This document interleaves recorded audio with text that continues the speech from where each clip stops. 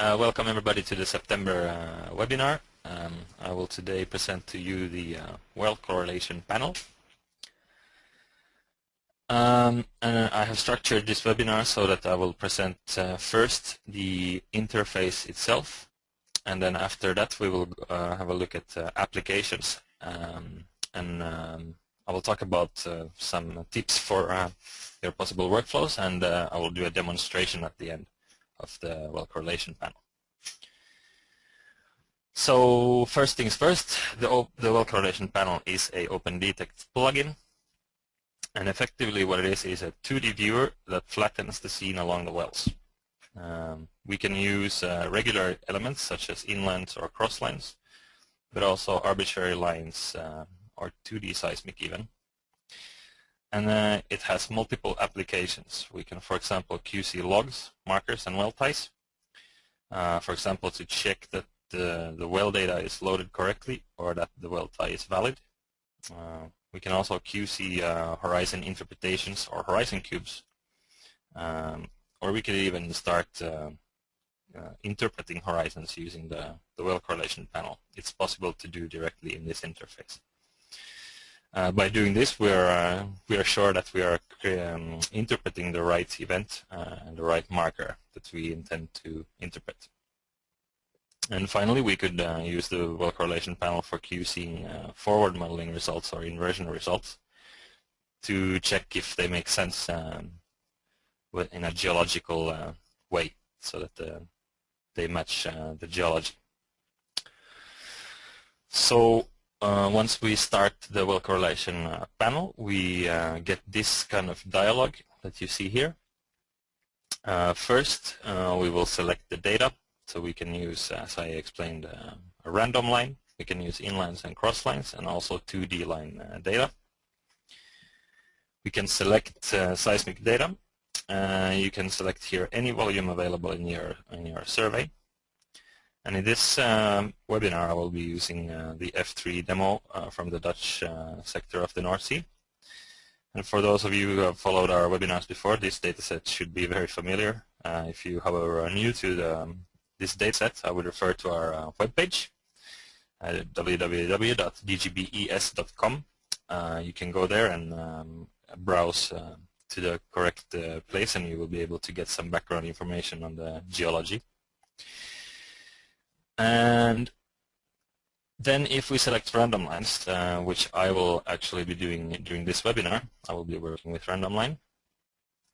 We can select the random line, or we can actually create it here on the fly in this dialog. What you see here to the right is the random line creation dialog. We will drag those wells that we want to use into a list, change the order so that it makes sense. We can extend it outward so that there is seismic data also beyond the first and the last well on our random line. We can preview this random line in the scene so that we make sure that it looks like we intended to. Finally, we'll give it a name and hit OK, and it will create this random line for us. And finally, we want to, of course, select all the wells we want to use in the correlation workflow. And once we hit go, the well correlation panel will pop up, and you will see something similar to what you see here in my screen.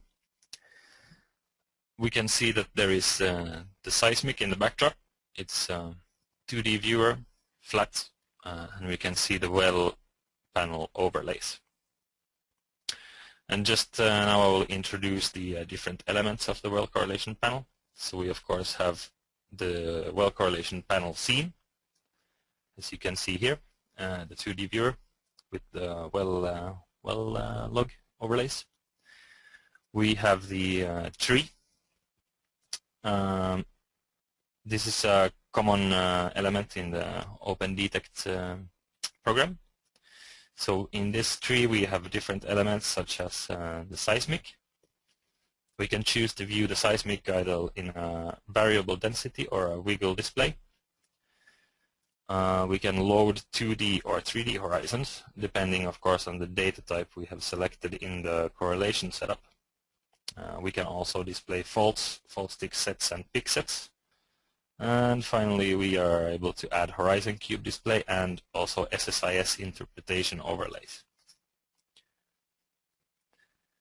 What you see in the bottom right is the zoom tools. So we have a separate zoom for the Z and the X-axis. We can optionally choose to lock the zoom ratio, or then we can independently manipulate the Z and the X-axis.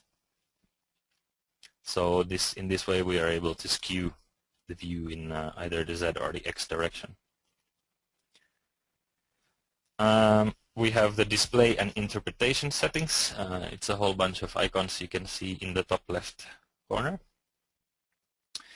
So if you're familiar with OpendTect, I'm sure you are familiar with the hand and mouse pointer tool, which means that it's the move and edit mode. Next we can go in a seed pick mode to interpret our horizons or faults in the well correlation panel. Next we have settings for the well display and the markers. And the well tie we can access directly here from the well correlation panel. And I will actually demonstrate this later in this webinar. And we can also pop up a stratigraphic framework. And this is an important step that I will come back to later during this webinar also. And finally, we have the snapshot tool for capturing screenshots and the help file link, so that you can access the help file. And the color bar can be manipulated in a regular way, so we can choose the clipping, or we can manually set the ranges here, and we can select also the color bar. So I will just go through each of these menu items individually very quickly for you. So what we see here is the display properties. Here we can adjust the settings for the VD display. We can choose the attributes. We can set the clipping, or we can enter the range manually. We can also choose to toggle the interpolation on or off. Finally, we are also able to select the color table and hit apply, and we can also save as default. So each time we open up the correlation panel, we will see the same data. Next we have the well display properties. We can select the well at the top. We can choose how many log panels we want to view. In the well correlation panel we can add a maximum of 6 panels per well. And each panel can display 2 logs at any one time, plus the markers. So this means we can view up to 12 logs per well. If we need to, so there is plenty of room to display logs here. Next we have multiple color and fill settings, so we can optimize the display for the log we are viewing. And finally we can apply the same settings to all the wells, so we don't need to go through each well to set up the same settings. Then we have the marker editor dialog. Here we can add markers, we can edit existing markers, or remove markers. Then we have the well seismic tie menu. Here we want to select the well first, and then we select the type of data and which volume we want to use for the tie.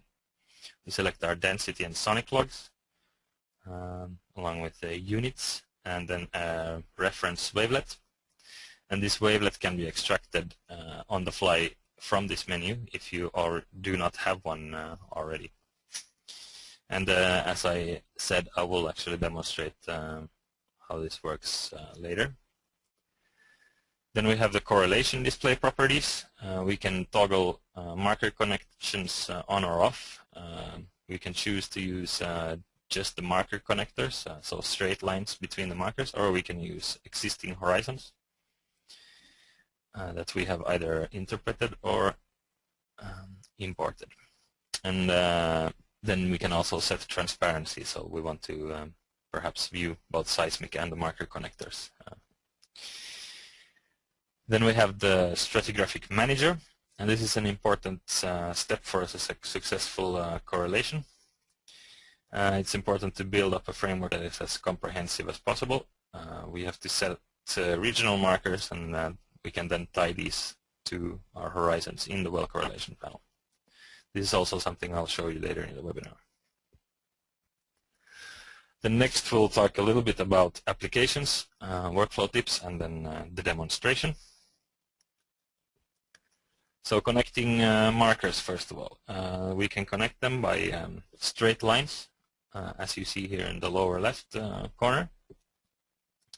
This is a traditional kind of way. And this method is sufficient when you have no seismic data. But some cons of this method include that these marker connectors do not honor the seismic data in the backdrop. So a better way is to use your horizons for connecting markers. So the horizons need to be obviously tied to a marker, and then it will draw the connection along the horizon. And this method, of course, honors then the data in the backdrop. It's a good tool for QCing your horizon interpretations. And alternatively, a little bit like a workflow tip here already, is that you could start your interpretation workflow from the well correlation panel using the marker and the seismic here. This is a good way to ensure that you're interpreting the correct event and the marker that you intend to interpret. Then we have the well log displays. In this example, I've displayed a gamma ray log. The browns correspond to high gamma ray values and the blues to low. Then I have added a panel, and what you see is the relative P impedance log in a line style. And finally, I've added a sonic log here. So all in all, three panels for each well. And note the different line and fill style. The gamma ray log is filled to the right of the line. The relative P impedance curve is a kind of seismic wiggle style line with no fill. The sonic is a full panel fill where the dark colors correspond to higher velocities. And then the marker interpretation can be done next. For example, we open up the marker interpretation dialog and pick a marker. I will demonstrate this also to you at a later stage during the demonstration of in this webinar. So in this case, I have chosen this increase in the gamma ray, the increase in the P impedance, and also there is a boundary here in the sonic log that you can see. And you just input this marker here, and this marker I have interpreted here corresponds to a flooding surface. So next we'll talk about some workflow tips. Of course, a good well seismic tie is crucial. The tie can be checked directly in the well correlation panel, and this is something I showed you already. This is something I'll demonstrate to you in a minute. Also, it's important to build up a comprehensive stratigraphic framework where you can include regional marker sequence boundaries and so on. The more comprehensive this framework is, the better. Actually, it's easier for you to work with OpendTect and the well correlation panel if this is set up well. And after QCing, then it's good to play around with the log displays to find the optimal way to visualize your data.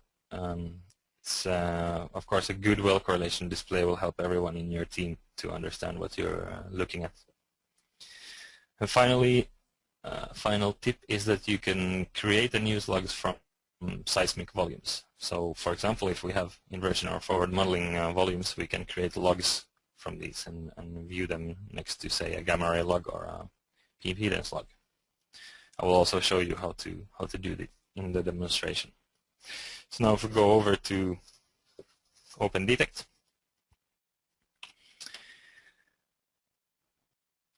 the well correlation panel is started from this icon here, or alternatively you can start it from analysis by choosing analysis in the top menu bar and well correlation panel. So I have already created a well correlation panel we can see here. But we will hide that for now, and we will have a look at how we can create random lines first. We have a new way of doing this. It's called the interactive way, where we can load a Z slice. I will hide this random line. We can view our vels. We can right-click random line and new interactive. And this will allow us to draw this random line onto this Z slice. You can also use a horizon, for example, if you want. So let's just go ahead and pick a couple points here, like this, through the wells, as closely as possible. We hit OK, and there we have our random line now that's roughly going through our wells. A better way, if you want to be very precise, is that we create this random line through the wells, as we have seen in the well correlation creation dialog. We can also do it here in the scene by choosing new from wells and select all wells, click them, and here we can change the order of the wells. We can extend it outward, we can preview. So I hope you can see this thin line that shows us the preview of how the random line is going to look. We give a name and hit OK, and it's going to save it. Now this random line can be saved as 2D data as well by right-clicking and save as 2D. We can then choose an input cube. So select the data here, give a name for the output line set and the attribute, give a line name and hit OK, and it will save it as 2D seismic data. Then if you go in the well correlation panel, I'm using the same random line here as you could see in the scene. I will show you very quickly how to do the well tie. So we open up the well tie dialog from here. We select a well. We select the type of data we want to use, volume, density, and sonic logs, and we choose our reference wavelet. And if we do not have one, we can extract one. Once we hit go, we will see this kind of display. And in the well tie dialog, we choose pick mode. We can use snapping in the lower menu here. We can use either none, we can use extrema, maxima, minima, or zero crossing. Then we just go in and click on the synthetic side and click on the seismic side where we think it's corresponding to the seismic. We can apply changes, and if we're not happy with the shift, we can undo. We can display additional information, and this is a good QC tool for your well tie. So, for example, in this case, I can see my cross correlation coefficient is 0.5. It's pretty good. We can select to compute the data in between specific markers, or the start of the data all the way to the end of the data. And you can see that the coefficient will definitely change if we use the full column. So that's basically how you tie a well. Then next we have the stratigraphic manager. And here the idea is that we input units here in our supergroup, group formation, and member columns, and we tie these to our regional markers. We can right-click here in the regional marker menu. We can create new, we can edit, we can remove, and so forth. And if we create a new, we just give it a name and a color. And then once we have it in the list, we can select it here in this case in the member column and tie it to the corresponding regional marker.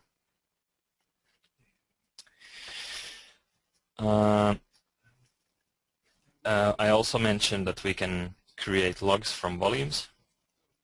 And that's very simple to do. We just need to right-click a well and select Create Attribute Log. And we select input data here. For demonstration purpose, I can create a porosity log from a porosity cube volume. I will select it, hit OK. I will select to extract in between markers. And I choose which markers I want to extract in between. So I choose sea surface and flooding surface 1. And then we can add extra to the top and the base if we need. And then finally we give a name for this log. Call it test and hit OK. And it's going to create the log. And now we have this log for well F061. And I could then go in here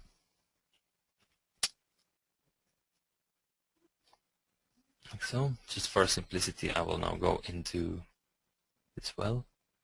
And instead of gamma ray, I want to view my log from the porosity cube I just created. So I will just select it, and you can see it updates here automatically. So here we have the porosity cube I have created, viewed as a log. And next, I can demonstrate to you the marker picking. It's quite simple. We just need to maybe zoom in a little bit so that you can.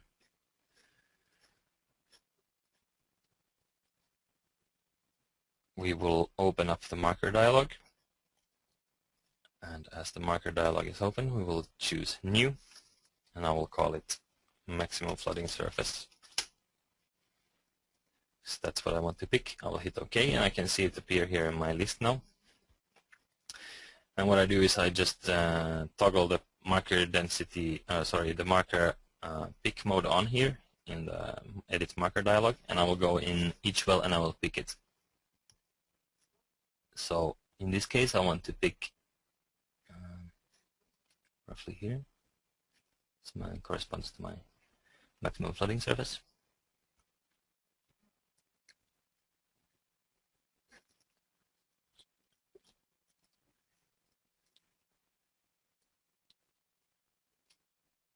And so forth. And once I have done that, I can see that this marker now appears in these wells.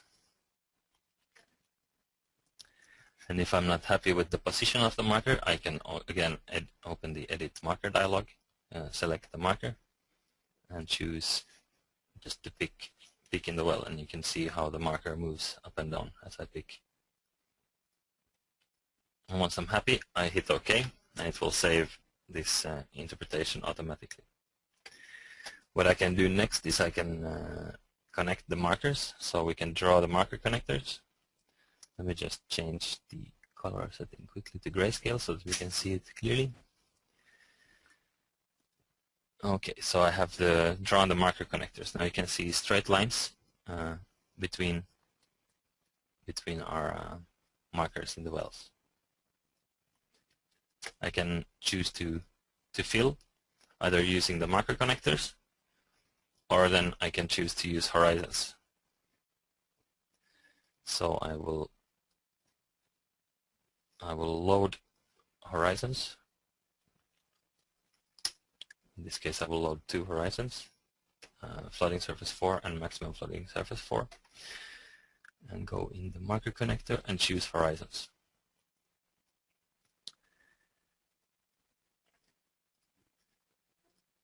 I will have to select these in here.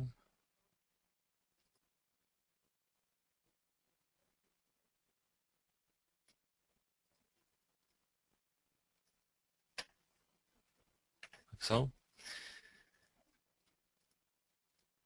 And then when we use horizons, you can see that it fills this sequence using the horizons.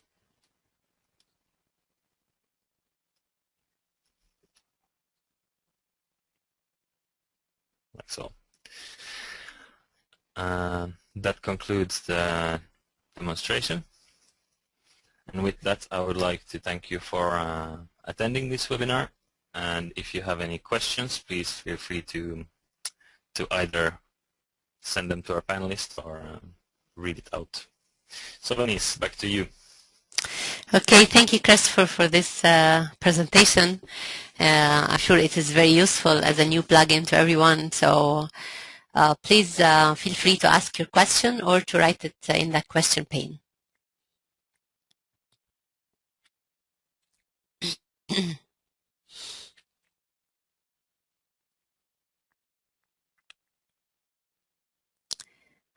It seems it was very clear, no question is asked.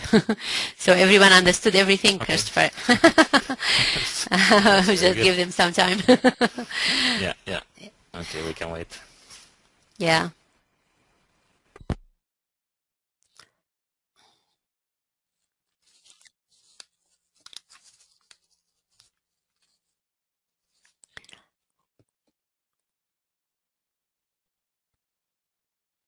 Is there any question for Kristoffer from anyone?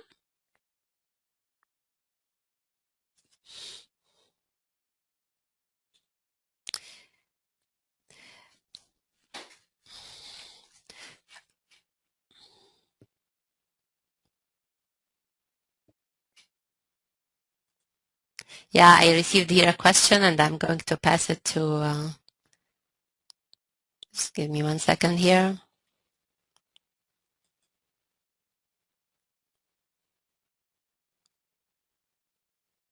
Okay, this question I'm going to pass it to Arno. And then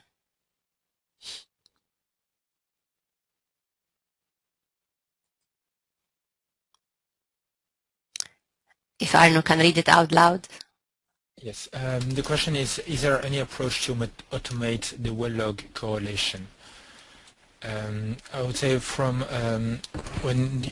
if the question is from a single well independently, there is an option in the synthetic to seismic tie window to automatically make the markers be in front of horizons. But in general, I would really not recommend to use such an option. We have implemented it because some users want to do it, and in some workflows, you really need to make sure your markers are aligned with your horizons. But in most cases, you don't want to do this automatically, but really to go in well by well, and to make sure that the synthetic waveform is aligned with your seismic waveform. And most interpreters will not apply more than a simple bulk shift to the well log to have it aligned with the seismic volume. You have to see also that if you artificially align your markers with your interpretations, in the well correlation panel, it will not be possible anymore to see problems when you correlate wells between themselves, because they will all look perfectly aligned.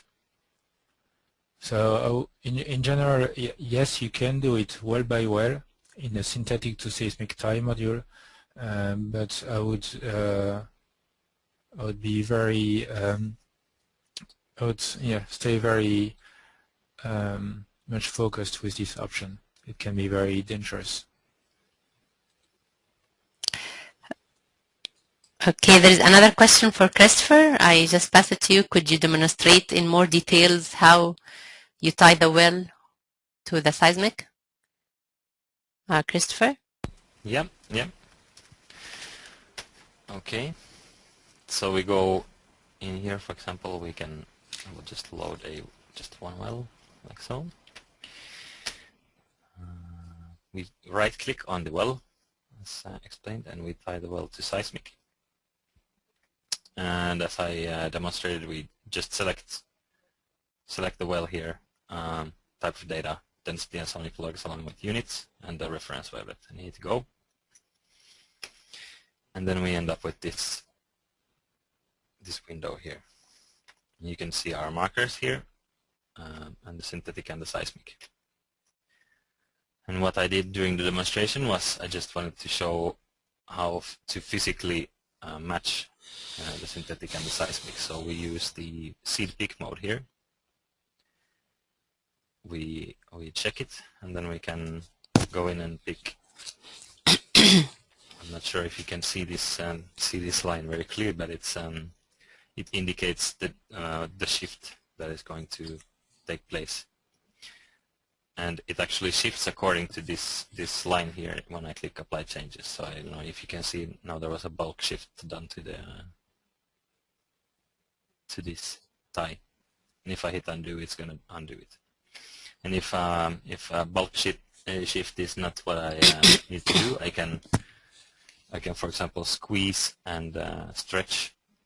If I select kind of a zero error, so just a straight line from synthetic to seismic, and then one with a bigger step below, say for example, and as I apply the straight line, there is going to be no shift, but at the position where I added this bigger step, you're going to see a much greater shift. So what happens is that the area in between is going to get stretched.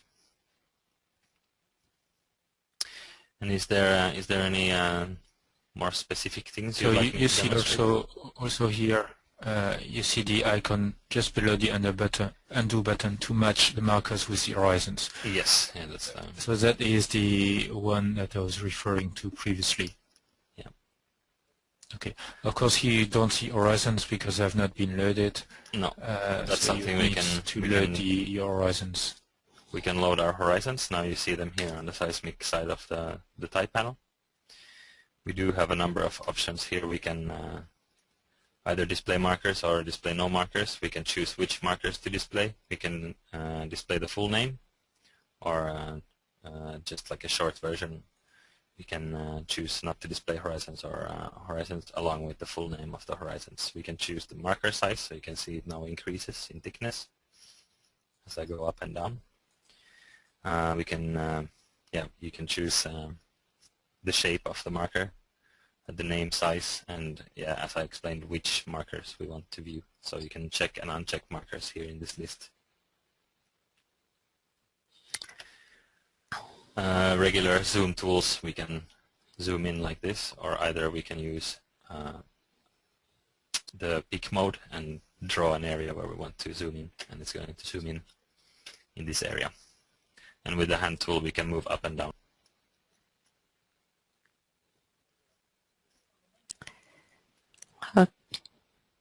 Okay, good. I hope this clears up a little bit on how to tie the well in OpendTect. Yeah. I have another question here. Somebody's raising his hand, or like, okay. You go ahead and say your question, Lars. Okay. Can you hear me clearly? Okay, there is some noise beside your phone, I guess. Yes. If you can make I'm that. actually. How about now? Yeah, still, but I mean, can you hear Kristoffer and Arno? Yes, I can hear you. Okay, okay. I can hear them. Now my question is this: if I have seismic data and I have well logs that are outside the region covered by the seismic data, how can I tie the well logs to the seismic data for a better interpretation?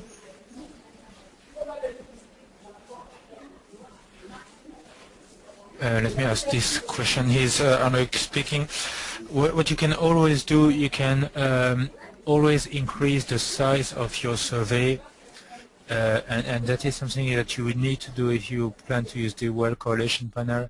You need to make your survey box large enough to include your wells, because that will allow you to make a random line pass through your wells. So your first step is to make your survey box larger, and then you can design a random line that will go through your well. Of course, along this random line you'll only be able to see seismic data where the seismic survey exists. But after your seismic data stops, it will be your task to actually interpret on the random line, and that you can do by drawing the line outside of the areal extent of your survey up to the well location. And once you have extended interpretations that reach your well, you can tie your well like any other well.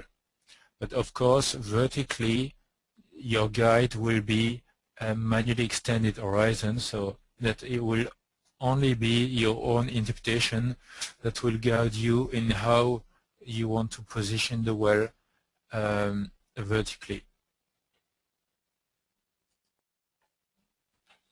Okay, is that answer your question? Yes, it answers my question, but I still have more. Am I permitted? Excuse me, can you repeat? I said I still have one more question. Please do. Am I permitted to? Okay. I intend to work on amplitude variation with offset analysis very soon. I would like to know what is the success rate of OpendTect in AVO analysis.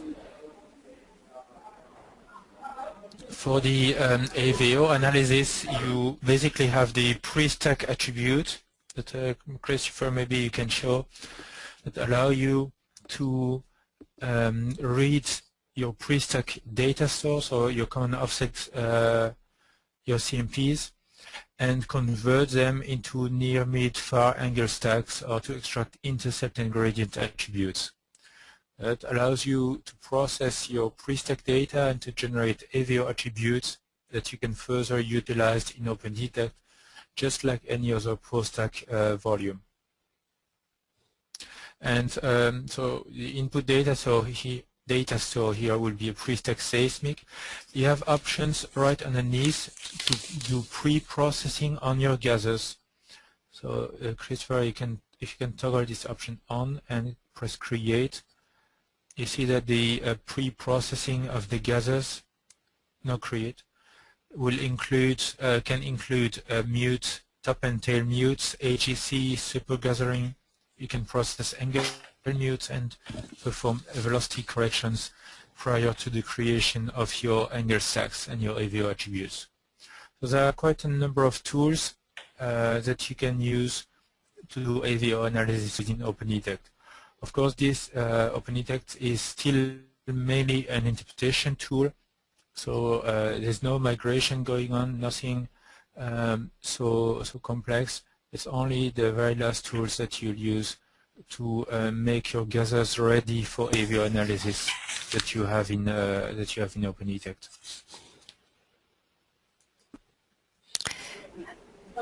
Okay, thank you very much, Arno. Thank you very much. Okay, good. Any more questions?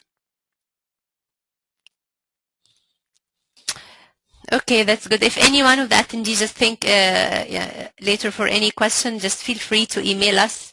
Our email address is webinar@dgbes.com. At the end, I want to thank everyone who participated in our webinar today, and we thank you, Kristoffer, for the presentation, and we thank our panelists today that they help us with answering the questions. Just if you're new to our webinars, I'd like to let you know that you will have a link for the recording of this session by Friday. It will be in our Facebook and LinkedIn page, and you will receive a link with that. Also, we have a webinar every month, so please feel free to join us next month, and you will also receive a link for this webinar. Thanks everyone, and hope to see you next month.